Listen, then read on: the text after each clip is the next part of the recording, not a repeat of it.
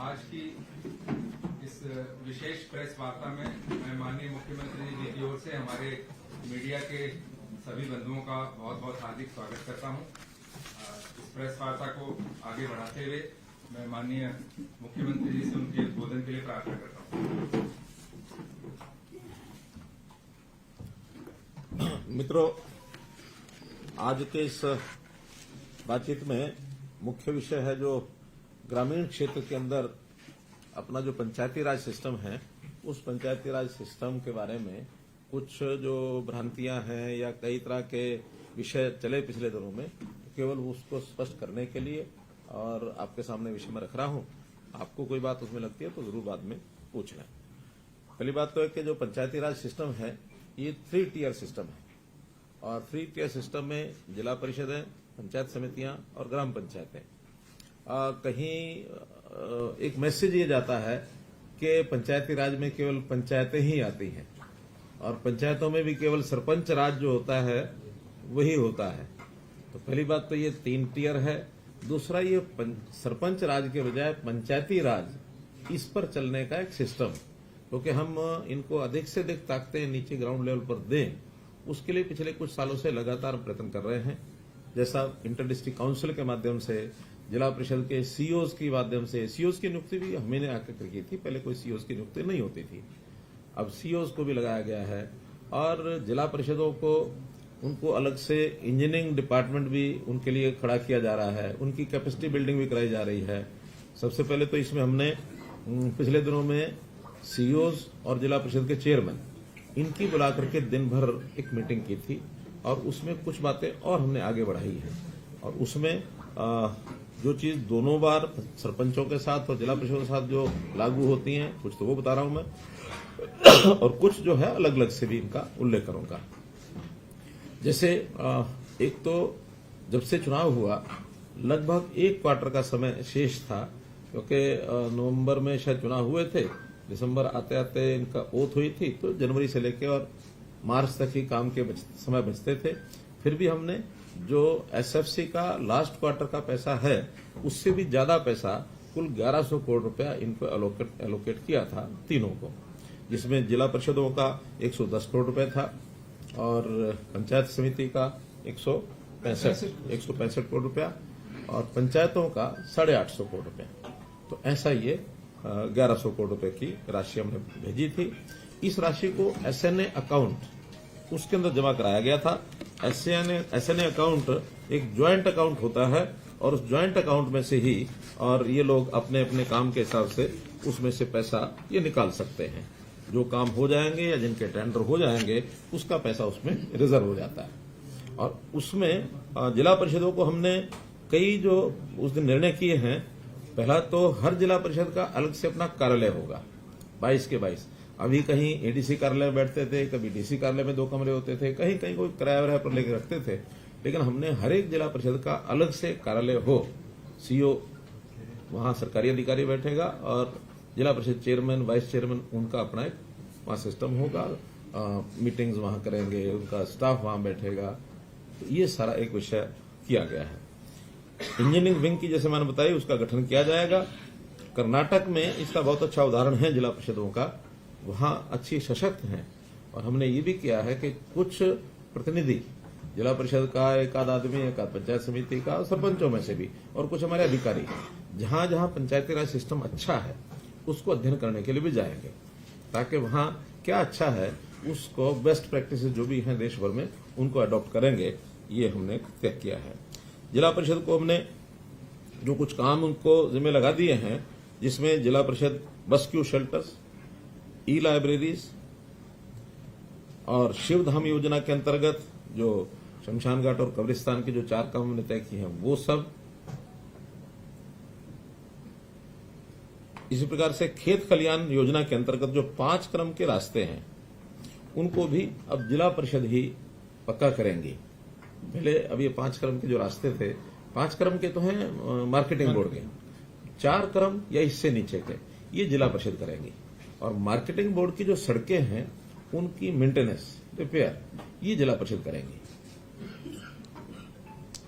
हर block में 5 बड़े गांव जिनकी सबसे ज्यादा आबादी है या 10,000 के आबादी के सब गांव, अगर वो 5 से ज्यादा भी हैं ब्लॉक में, तो वो भी उसके अंदर स्ट्रीट लाइट लगाने की जो व्यवस्था है ये जिला परिषद के द्वारा कराई जाएगी।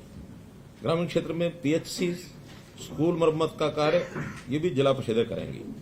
आंगनवाड़ी भवन तथा उसका रखरखाव, मिड डे मील योजना की मॉनिटरिंग और इसका फीडबैक, ये भी सब जिला परिषद के जिम्मे लगाया है। स्वच्छता अभियान के अंतर्गत भी जैसे शहरों में म्यूनिसिपैलिटीज कराती हैं, वैसे जिला परिषद घर घर कूड़ा एकत्र करने की प्रक्रिया वो भी उनके माध्यम से शुरू कराई जाएगी।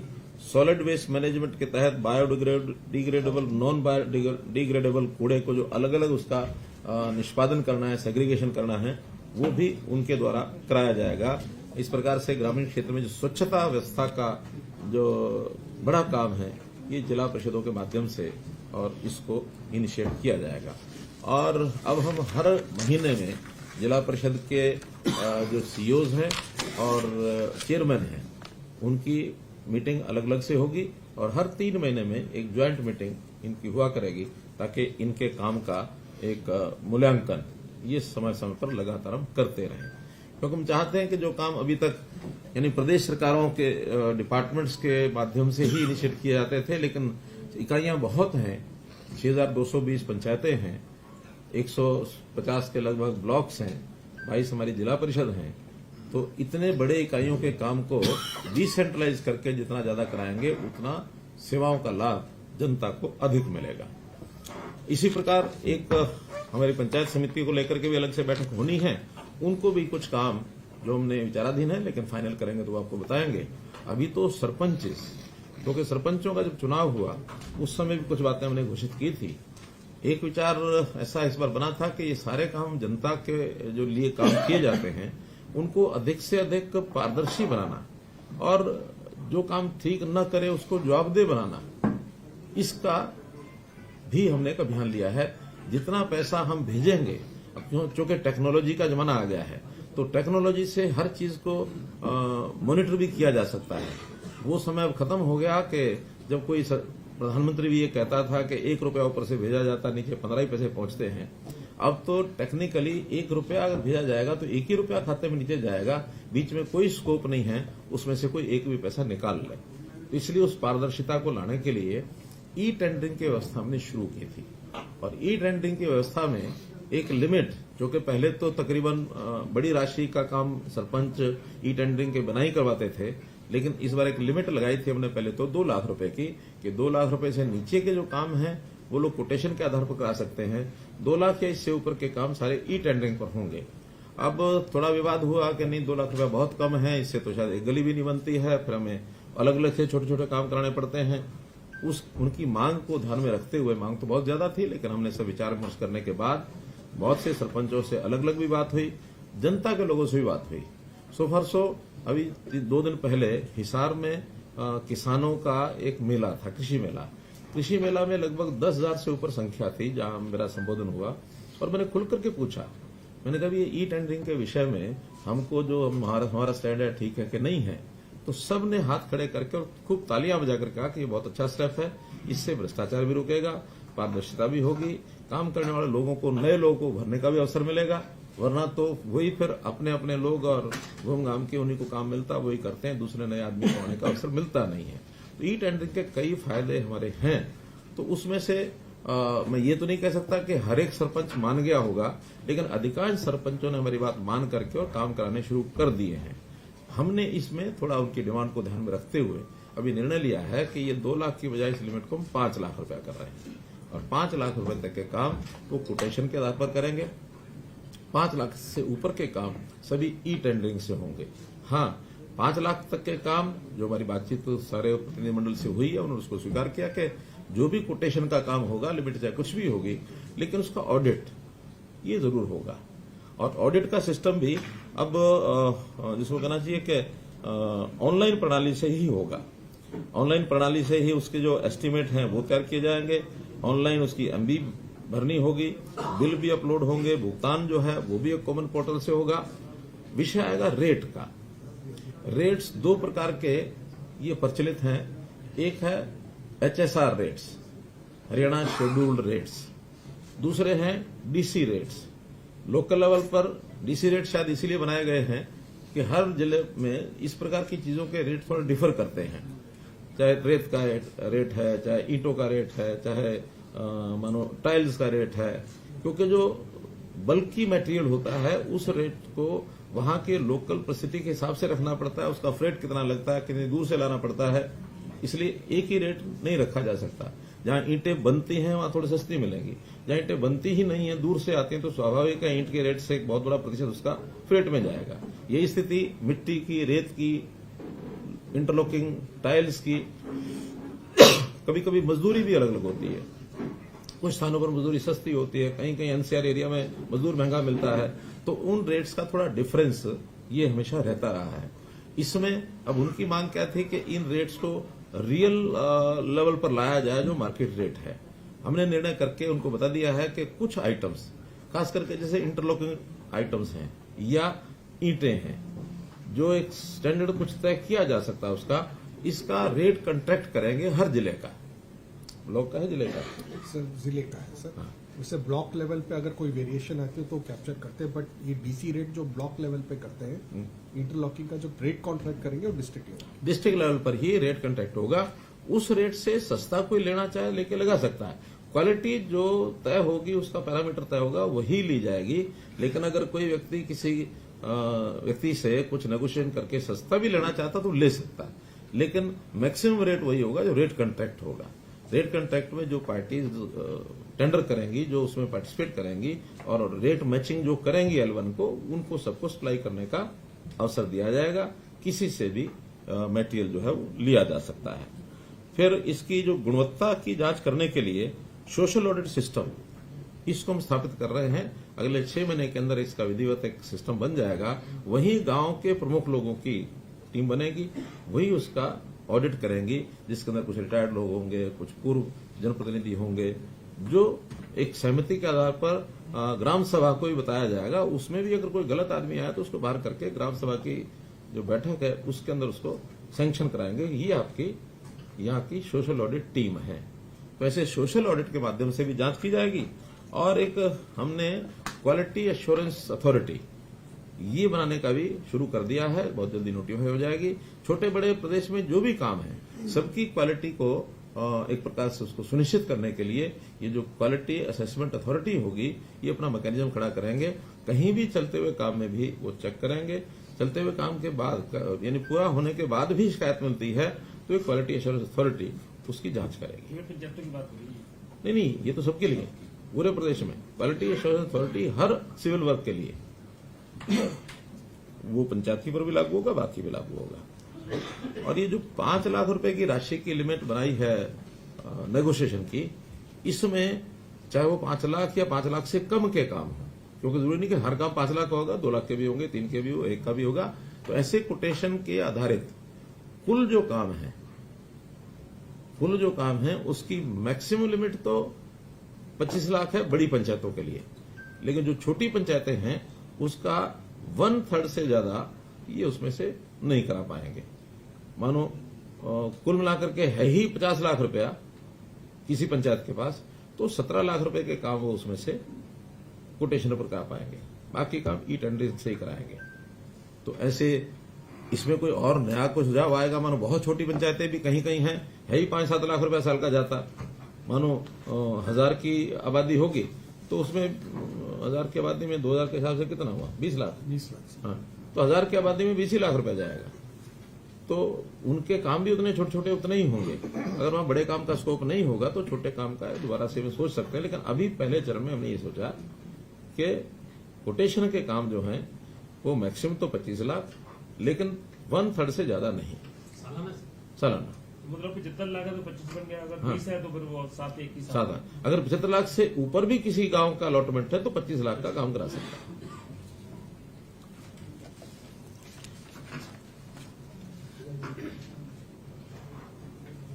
भाई ये 1/3 नहीं है, हमारे निर्णय में ये 50% है। 50%। 50 यानी 50%।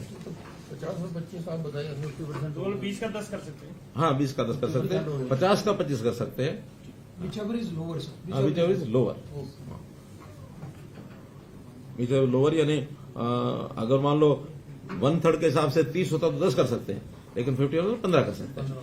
थोड़ा लिमिट बढ़ जाती है इससे। 50% हो जाएगा। 50%। अब काम दोनों प्रकार के हैं, कुछ ई टेंडरिंग से होंगे, कुछ कोटेशन से होंगे। ई टेंडरिंग के जो काम होंगे उसकी क्वालिटी, उसका बाकी सब कोई भी शिकायत आएगी, उसकी क्वांटिटी क्वालिटी में किसी प्रकार की, उसकी जिम्मेवारी अधिकारी की होगी, जो हमारा इंजीनियरिंग डिपार्टमेंट है, जो उसकी गुणवत्ता को यानी तकनीकी रूप से जो जिम्मेवार है, जो साइन करेगा, जो उसको फाइनल करेगा, वो उसकी होगी। लेकिन जो कोटेशन के ऊपर किए जाने वाले काम है, इसकी जिम्मेवारी सरपंच की होगी, क्योंकि कोटेशन का काम सब उसी के ऊपर आधारित है। उसने किससे काम कराना है, कैसा काम हुआ, कैसे उसने मटेरियल लगाया, क्या किया, तो वो जिम्मेवारी सरपंच की होगी। इसलिए अब सोचना सरपंच ने और पंचायत ने है कि हम अपने इस काम को कोटेशन के आधार पर भी कराएं या ई टेंडरिंग में ही जाएं, जैसा उनको ठीक लगेगा। यानी जो मिनिमम 25 लाख वाला काम 6 लाख से नीचे या 50% वाला, उसमें भी अगर उनको लगता है कि हमें काम सेफली होने में दिक्कत नहीं आ रही तो करें। अगर उनको लगता है कि नहीं इसमें तो हमें ही कठिनाई आ रही है तो फिर ई टेंडर में चले जाए, छोटे काम भी चले जाए। तो 25 लाख तक भी टेंडरिंग में जा सकते हैं। जा सकते हैं, उससे नीचे वाले तो जा ही सकते हैं, उससे ऊपर नहीं जा सकते। 5 से नीचे वाला, 5 से ऊपर तो ई टेंडरिंग है। हाँ, 5 लाख से ऊपर के तो ई टेंडरिंग है ही है। एक विषय था कि इनको जो मानदेय हम देते हैं, उस मानदेय को बढ़ाया जाए, तो हमने उसको भी अप्रैल से जो मानदेय उनको मिलेगा अब आगे 3,000 रुपए से बढ़ाकर सरपंच के लिए 5,000 रुपया किया है, और जो पंच है उसका मानदेय 1,000 से बढ़ा के 1,600 रुपया किया है, और इसको डीए रेट से साथ जोड़ दिया है। यानी जो बेसिक 3,000 और 1,000 है, इसके ऊपर डीए, जैसे आज की डेट में वैसे तो डीए 40-42% ही है, 42%। हाँ, तो 42% के हिसाब से तो ये बनता है 4,200 रुपया, लेकिन अभी हमने उसको 5,000 कर दिया है। इसी प्रकार से 1,000 का भी वो 1,400 बनता है, उसको 1,600 कर दिया। तो ये डीए बढ़ते बढ़ते 60% से जब ऊपर हो जाएगा, तब उनका उस डीए के हिसाब से जो उचित होगा वो फिर 5,000 से भी ऊपर वो जा सकते हैं सरपंच, और ये 1,600 रुपए से भी ऊपर जा सकते हैं। As per calculation of DA ये इनके रेट हर 6 महीने के हिसाब से वो बढ़ते जाएंगे। कार्यकाल कभी किसी का कितना ही हो, लेकिन अभी जो बेसिक 2016 के रेट से ये बढ़ेगा, 2026 में इसको फिर रिवाइज किया जाएगा। 10 साल बाद जैसे कर्मचारियों का होता है, हर 10 साल के बाद रिवाइज होता है, डीए चलता रहता है, बाद में 10 साल बाद डीए को मर्ज कर देते हैं, और फिर बेस रेट 10 साल का दोबारा से शुरू होता है। तो हमने प्राय और भी जहां जहां इस प्रकार के विषय हैं, बजाय हर दिन कोई डिमांड रखे, तो एक बार तय किया, फिर उसके बाद 10 साल तक डीए रेट्स। हमने तो इवन जो हमारे विधायकों की जो पेंशन है उसको भी डीए रेट्स के साथ जोड़ दिया है। ऐसे ही मिनिमम वेजेस एक्ट के अंतर्गत जो मिनिमम वेजेस तय होते हैं उसको भी डीए के साथ नहीं, बल्कि उसको सीपीआई सर डीए भी सीपीआई के ऊपर लगभग वैसे ही होता है वो। हाँ, लेकिन वो टर्म अलग अलग है इसलिए।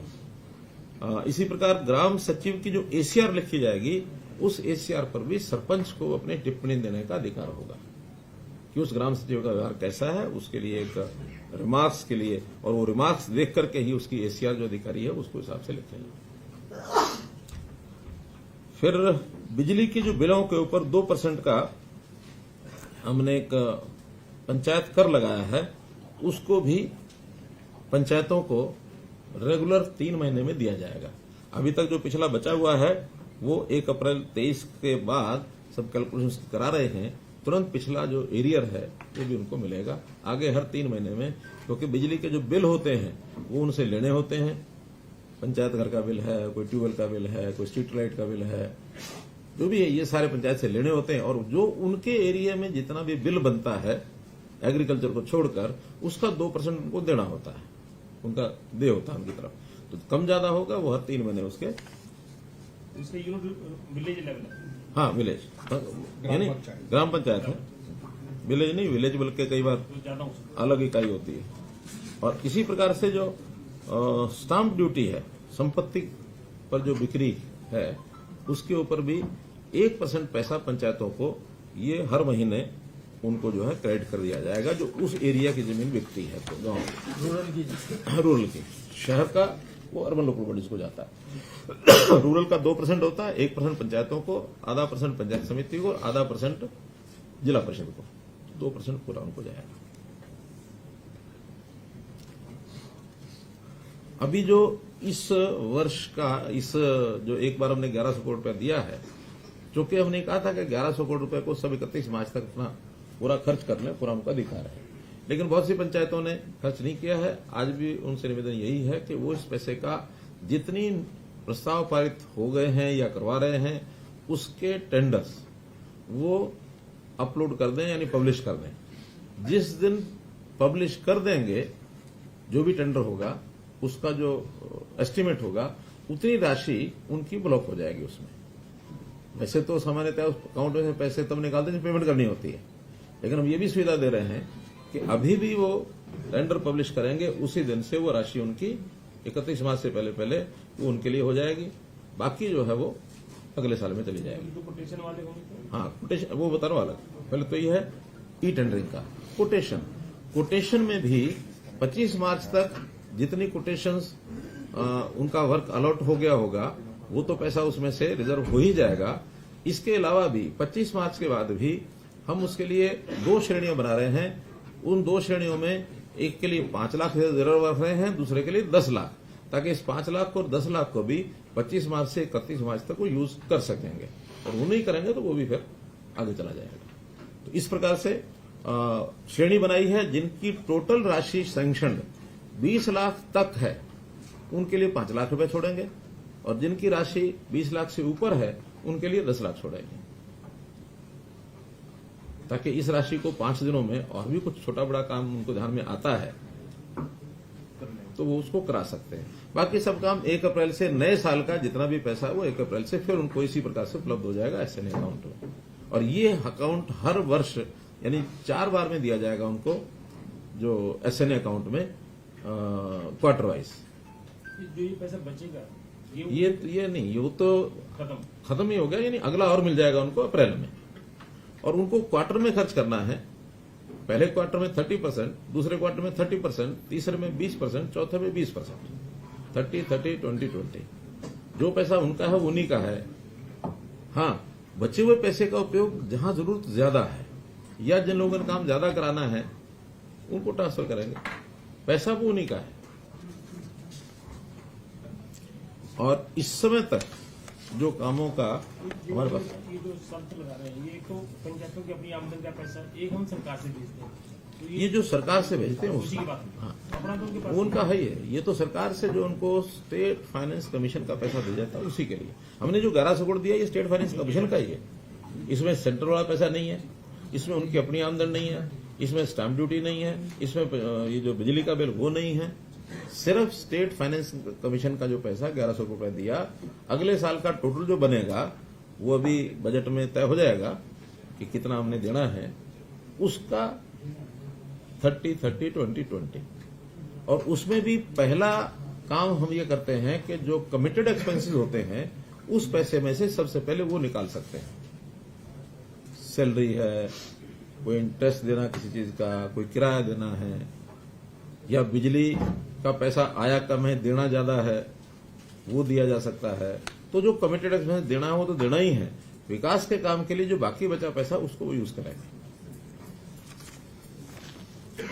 अभी तक जो स्टेटस है, कुल 6220 पंचायतें हैं, 217 हैं जो चुनी गई थी, 3 पंचायतों का चुनाव नहीं हुआ था, तो 6217 में अभी तक 5048 पंचायतों ने प्रस्ताव पारित किए हैं।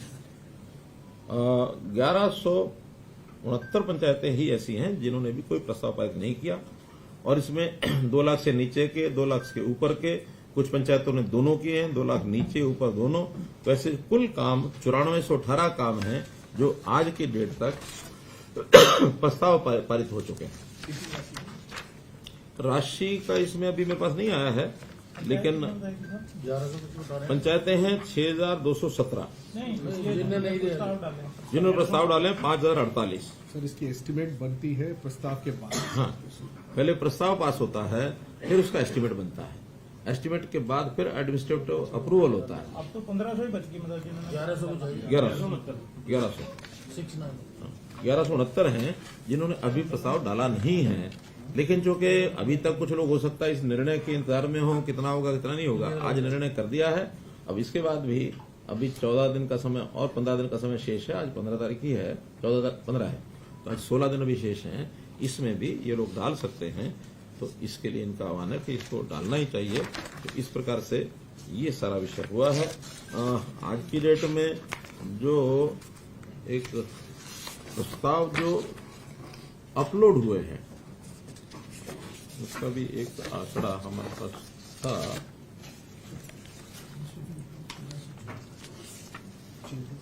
नहीं, 991 प्रस्ताव इसमें से अपलोड हो चुके हैं। एडमिनिस्ट्रेटिव अप्रूवल भी लगभग 1400 की हुई है। ये अब डले हैं, तो अब 991 डले, इसमें 7 दिन का 15 दिन का अमाउंट के हिसाब से टाइम होता है। तो कोई 7 दिन में क्लियर होगा, कोई 15 दिन में क्लियर होगा। अब 1044 हो गए। मेरे पास 991 का आंकड़ा है, तो अभी लेटेस्ट 1044 है। ये तो हर घंटे में बदलता है। सर 2024 प्रस्ताव अपलोड हो गए। हाँ, टेंडर प्रस्ताव तो अपलोड नहीं होते हैं। प्रस्ताव का तो फिर बाद में जाता है जेई को। प्रस्ताव जेई को जाता है, जेई उसका एस्टिमेट बनाता है। एस्टिमेट बनने के बाद फिर वापस पंचायत उसका